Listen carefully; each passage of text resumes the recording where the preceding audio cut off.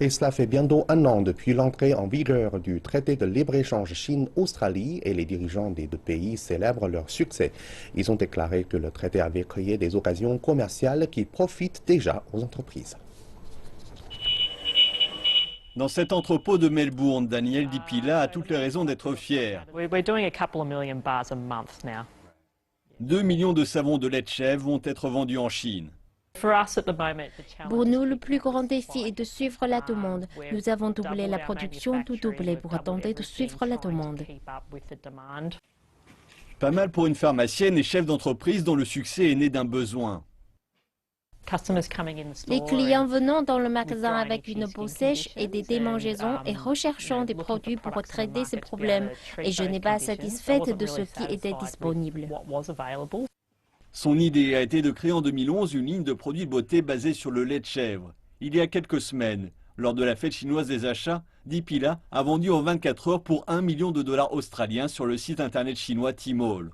Je pense qu'une petite société familiale australienne telle que la nôtre, on ne saurait pas par où commencer pour vendre nos produits en Chine. Donc les plateformes de commerce électronique telles que Tmall Global ont permis à des sociétés comme la nôtre d'entrer en Chine relativement rapidement et pour des coûts peu élevés en plus. Des histoires comme celle-ci sont à l'honneur cette semaine à Melbourne dans le cadre du premier anniversaire du SAFTA, l'accord de libre-échange Chine-Australie.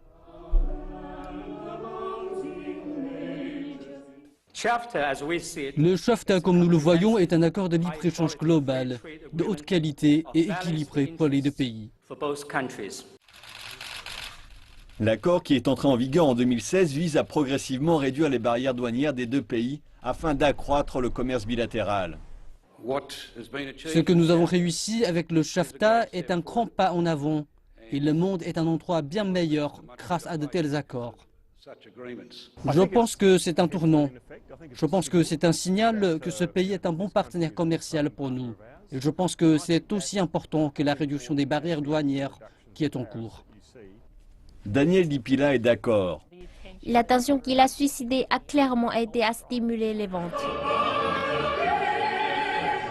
Ce qui explique pourquoi 11 mois après son entrée en vigueur, les deux pays ont décidé de célébrer cet accord.